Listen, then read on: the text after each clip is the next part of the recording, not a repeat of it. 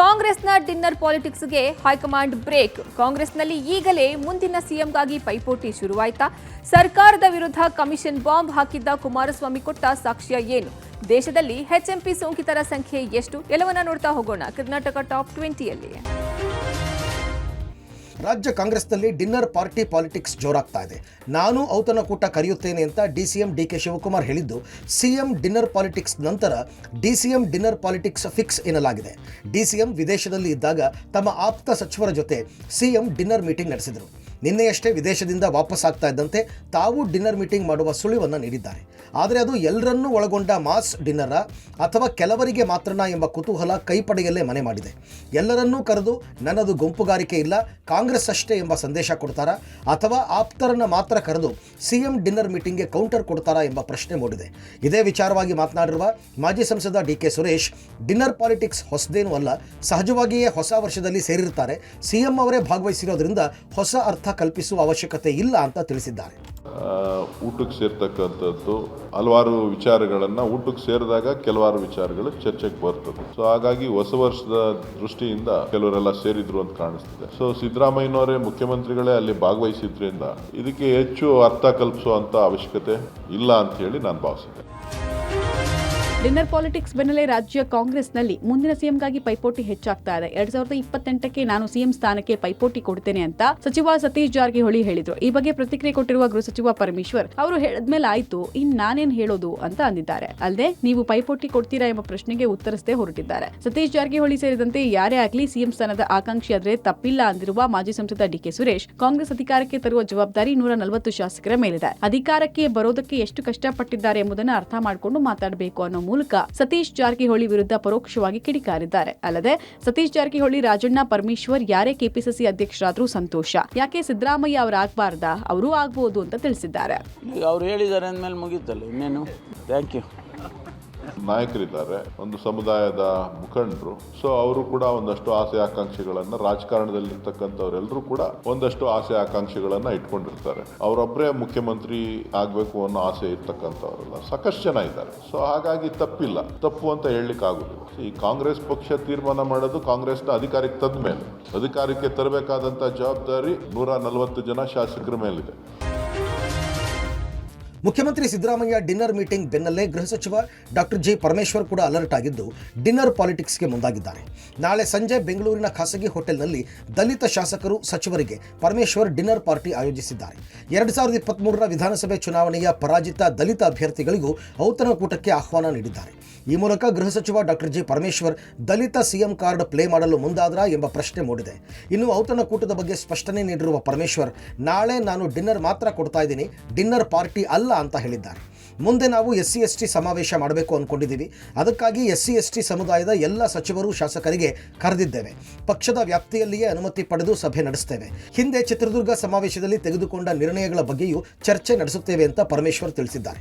ಇನ್ನು ಪರಮೇಶ್ವರ್ ಡಿನ್ನರ್ ಸಾಮಾನ್ಯ ಅಂತ ಡಿಕೆ ಸುರೇಶ್ ಹೇಳಿದ್ದಾರೆ. ನಾವು ಮುಂದಿನ ದಿನಗಳಲ್ಲಿ SC/ST ಸಮಾವೇಶ ಮಾಡಬೇಕು ಅಂತ ಉದ್ದೇಶ ಇಟ್ಕೊಂಡಿದ್ದೇವೆ. SC/ST ಸಮುದಾಯದ MLAಗಳು, XMLAಗಳು ಮತ್ತು ಅದಕ್ಕೆ ಸಂಬಂಧಪಟ್ಟಂಥ Pradesh Congress, it's going to be a party function. Party ಇದರಲ್ಲೇ ತೊಗೊಂಡು ಮಾಡ್ತೀವಿ. ಅದು ನಾಳೆ ಪೂರ್ವಭಾವಿ ಸಭೆಯನ್ನು ಕರೆದಿದ್ದೇವೆ. 7 ಗಂಟೆಗೆ ಕರೆದಿದ್ದೀವಿ. 7 ಗಂಟೆ ಅಂದರೆ ಮುಗಿಯೋದು 1-2 ಗಂಟೆ ಆದರೂ ಚರ್ಚೆ ಆಗುತ್ತೆ. ಆದಮೇಲೆ ಊಟ ಮಾಡಬೇಕಲ್ಲ, ಎಲ್ಲೋ ಒಂದು ಕಡೆ ಊಟ ಮಾಡಬೇಕು. ಅದಕ್ಕೆ ಅಲ್ಲೇ ಮಾಡ್ರಪ್ಪ ಅಂತ ಊಟಕ್ಕೆ ಏರ್ಪಾಟ್ ಮಾಡಿದ್ದೀವಿ. ಡಿನ್ನರ್ ಪಾಲಿಟಿಕ್ಸ್ ಅಂತ ಏನು ಹೆಸರು ಕೊಟ್ಟಿದ್ದೀರಿ, ಬಹುಶಃ ಇದೇ ಹೊಸದೇನಲ್ಲ. ರಾಜ್ಯ ರಾಜಕೀಯದಲ್ಲಿ ಕಮಿಷನ್ ಕಾದಾಟ ಜೋರಾಗಿದೆ. ಮೊನ್ನೆಯಷ್ಟೇ ಸರ್ಕಾರದ ವಿರುದ್ಧ 60% ಕಮಿಷನ್ ಆರೋಪ ಮಾಡಿದ್ದ ಕೇಂದ್ರ ಸಚಿವ ಕುಮಾರಸ್ವಾಮಿ ಇವತ್ತು 32,000 ಕೋಟಿ ರೂಪಾಯಿ ಬಿಲ್ ಬಾಕಿ ಇದೆ ಅನ್ನುವಂತಹ ಆರೋಪ ಮಾಡಿದ್ದಾರೆ. 32,000 ಕೋಟಿ ಬಾಕಿ ಹಣ ಪಾವತಿಗೆ 60% ಕಮಿಷನ್ ದಾಳ ಉರುಳಿಸಿದ್ದು, ನನ್ನನ್ನು ಟಾರ್ಗೆಟ್ ಮಾಡುವ ಬದಲು ಮೊದಲು ಗುತ್ತಿಗೆದಾರರ ಬಾಕಿ ಹಣವನ್ನು ಪಾವತಿಸಿ ಅಂತ ಟ್ವೀಟ್ ಮಾಡಿದ್ದಾರೆ. ಸಾಕ್ಷ್ಯ ಕೇಳಿದ ಸರ್ಕಾರಕ್ಕೆ ಮಾಧ್ಯಮಗಳ ವರದಿಗಳನ್ನು ಟ್ವೀಟ್ ಮಾಡಿ ಕಾಲೆಳೆದಿದ್ದಾರೆ. ನೀವು ನಿಮ್ಮ ಸಂಪುಟ ನನ್ನ ಮೇಲೆ ವಾಗ್ಯುದ್ಧಕ್ಕಿಳಿದ್ರೆ ಉಪಯೋಗವೇನು? ಗುತ್ತಿಗೆದಾರರ ಬಾಕಿ ಪಾವತಿಗಿಂತ ನನ್ನನ್ನು ಟಾರ್ಗೆಟ್ ಮಾಡೋದು ಮುಖ್ಯವಲ್ಲ ಅಂಥೇಳಿ ಸಿಎಂ ಮತ್ತು ಸಚಿವರಿಗೆ ಕೇಂದ್ರ ಸಚಿವರು ಕಿವಿಮಾತನ್ನ ಹೇಳಿದ್ದಾರೆ. ರಾಜ್ಯ ಸರ್ಕಾರದ ವಿರುದ್ಧ ಕೇಂದ್ರ ಸಚಿವ ಎಚ್.ಡಿ. ಕುಮಾರಸ್ವಾಮಿ ಸಿಡಿಸಿರುವ ಕಮಿಷನ್ ಬಾಂಬ್ ಬಗ್ಗೆ ಟಾಕ್ ವಾರ್ ಜೋರಾಗ್ತಿದೆ. ಪರ್ಸೆಂಟೇಜ್ ಆರೋಪಕ್ಕೆ ದನಿಗೂಡಿಸಿರುವ ಆರ್ ಅಶೋಕ್, ಇದು ಪಕ್ಕಾ 60% ಕಮಿಷನ್ ಸರ್ಕಾರ, ಇದನ್ನ 65%ಗೆ ಏರಿಸಬೇಕು ಅಂತ ಮಂತ್ರಿ ಮಂಡಲದಲ್ಲಿ ಚರ್ಚೆ ಆಗಿದೆಯಂತೆ ಅಂತ ವ್ಯಂಗ್ಯವಾಡಿದ್ದಾರೆ. ಕುಮಾರಸ್ವಾಮಿ ಆರೋಪಕ್ಕೆ ತಿರುಗೇಟು ಕೊಟ್ಟಿರುವ ಡಿಸಿಎಂ ಡಿಕೆಶಿ, ಅವರ ಭಂಡಾರದಲ್ಲಿ ಏನಿದೆ ಅಂತ ಬೆಂಗಳೂರಿನಲ್ಲಿ ಮಾತಾಡೋಣ ಅಂದಿದ್ದಾರೆ. ಗೃಹ ಸಚಿವ ಪರಮೇಶ್ವರ್, ಮಾಜಿ ಸಂಸದ ಡಿಕೆ ಸುರೇಶ್ ಕೂಡ ಆಕ್ರೋಶ ವ್ಯಕ್ತಪಡಿಸಿದ್ದಾರೆ. ಮೊದಲು 40% ಇತ್ತು, ಈಗ 60%. ಇನ್ನ 3 ತಿಂಗಳಿಗೆ ಅದು 65%ಗೇನೋ ರೈಸ್ ಮಾಡಬೇಕು ಅಂತ ಮಂತ್ರಿಮಂಡಲದಲ್ಲಿ ಎಲ್ಲ ಚರ್ಚೆ ನಡೀತಾ ಇದೆಯಂತೆ. ಪಕ್ಕಾ 60% ವಸೂಲಿ ಮಾಡ್ತಾ ಇದೆ. ಎಕ್ಸಾಂಪಲ್ ಒಂದು, ಬೆಂಗಳೂರಲ್ಲಿ ನೀವು ಯಾರನ್ನ ಕೇಳಿ ಮನೆ ಕಟ್ಟಬೇಕಾದ್ರೆ 30-40 ಸೈಟ್ಗೆ 10 ಲಕ್ಷ, 40-60ಗೆ 20 ಲಕ್ಷ ಕೊಡಬೇಕು. ಹೌದಾ? ಇದೆಲ್ಲ ಮಾತಾಡೋಣ. ಅವರ ಭಂಡಾರದಲ್ಲಿ ಏನೇನಿದೆ ಅಂತ ಮಾತಾಡೋಣ. ಈಗ ಬೇಡ ಅದೆಲ್ಲ.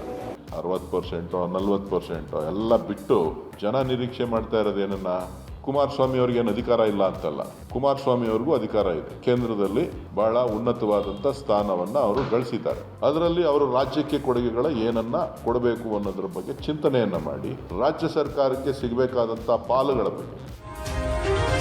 ದೇಶದಲ್ಲಿ ತೀವ್ರ ಆತಂಕಕ್ಕೆ ಕಾರಣ ಆಗಿರುವ HMP ಸೋಂಕು ತೀವ್ರ ಮಟ್ಟದಲ್ಲಿ ಏರಿಕೆಯಾಗ್ತಾ ಇದೆ. ಮಹಾರಾಷ್ಟ್ರದ ನಾಗ್ಪುರದಲ್ಲಿ 2 ಮಕ್ಕಳಲ್ಲಿ ಸೋಂಕು ಪತ್ತೆಯಾಗಿದ್ದು, ದೇಶದಲ್ಲಿ HMP ಸೋಂಕಿತರ ಸಂಖ್ಯೆ 8ಕ್ಕೆ ಏರಿಕೆಯಾಗಿದೆ. 7 ಮತ್ತು 14 ವರ್ಷದ 2 ಮಕ್ಕಳಲ್ಲಿ ಸೋಂಕು ದೃಢಪಟ್ಟಿದ್ದು, ಮಹಾರಾಷ್ಟ್ರ ಆರೋಗ್ಯ ಇಲಾಖೆ ನಿಗಾ ವಹಿಸಿದೆ. ಬೆಂಗಳೂರಿನಲ್ಲಿ 2, ಗುಜರಾತ್, ಕೋಲ್ಕತ್ತಾ, ತಮಿಳುನಾಡಲ್ಲಿ ತಲಾ 1 HMP ಸೋಂಕಿತರು ಪತ್ತೆಯಾಗಿದ್ದಾರೆ.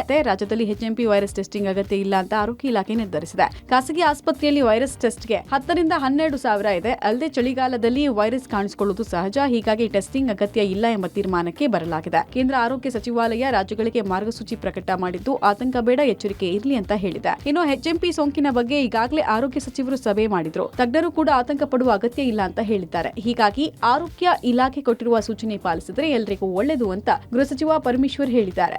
ಆರೋಗ್ಯ ಸಚಿವರು ಅದರ ಮೇಲೆ ಹೇಳಿಕೆಗಳನ್ನು ಕೊಟ್ಟಿದ್ದಾರೆ ಮತ್ತು ಎಕ್ಸ್ಪರ್ಟ್ಸ್ಗಳು ಹೇಳಿದ್ದಾರೆ ಇದು ಅಷ್ಟು ಪರಿಣಾಮಕಾರಿಯಾಗಿ ಇರೋದಿಲ್ಲ.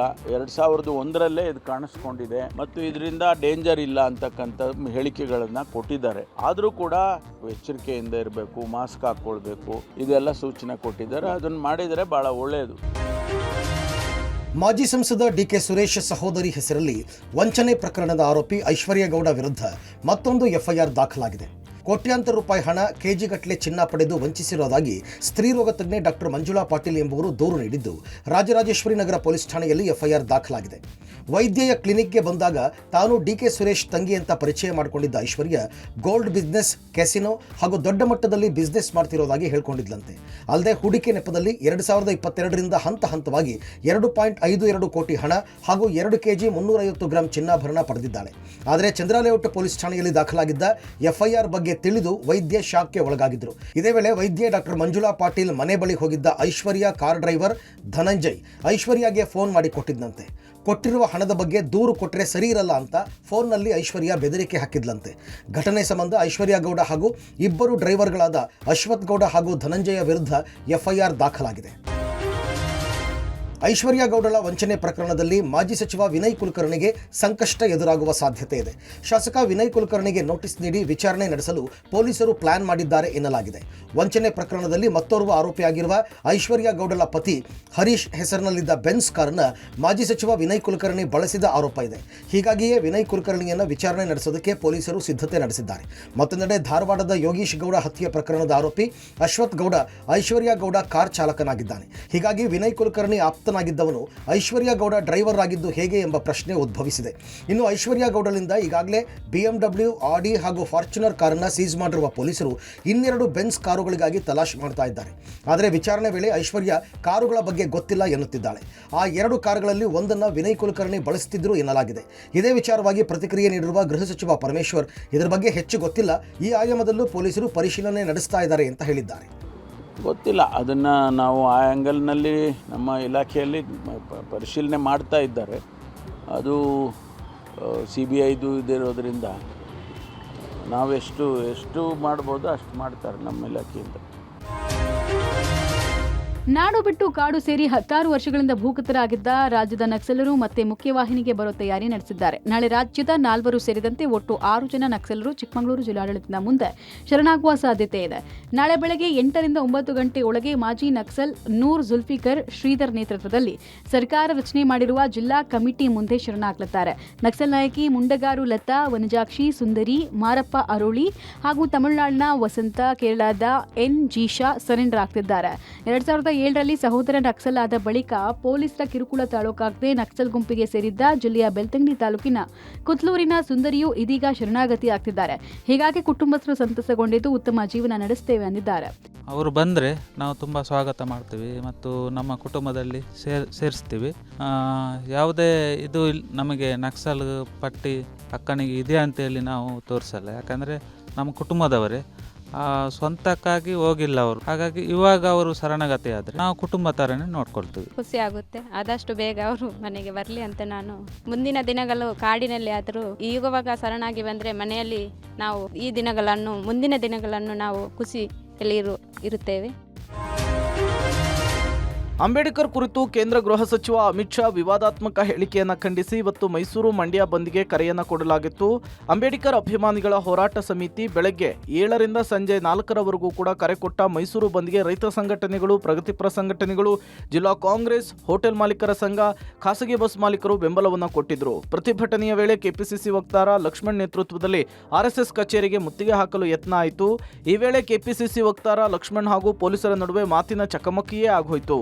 ಬ್ಯಾರಿಕೇಡ್ ಅನ್ನು ತಳ್ಳಿ ಮುತ್ತಿಗೆಗೆ ಯತ್ನಿಸಿದ ಪ್ರತಿಭಟನಾಕಾರರನ್ನ ಪೊಲೀಸರು ತಡೆದ್ರು. ಮತ್ತೊಂದು ಕಡೆ ಮೈಸೂರು ಗ್ರಾಮಾಂತರ ಬಸ್ ನಿಲ್ದಾಣದ ಬಳಿ ಬಸ್ ಅನ್ನು ತಡೆದು ಪ್ರತಿಭಟನೆ ನಡೆಸಲಾಯಿತು. ಪೊಲೀಸರ ತೀವ್ರ ವಿರೋಧದ ನಡುವೆಯೂ ಕೂಡ ಅಮಿತ್ ಶಾ ಪ್ರತಿಕೃತಿಗೆ ಬೆಂಕಿ ಹಚ್ಚಿ ಪ್ರತಿಭಟನೆ ನಡೆಸಲಾಯಿತು.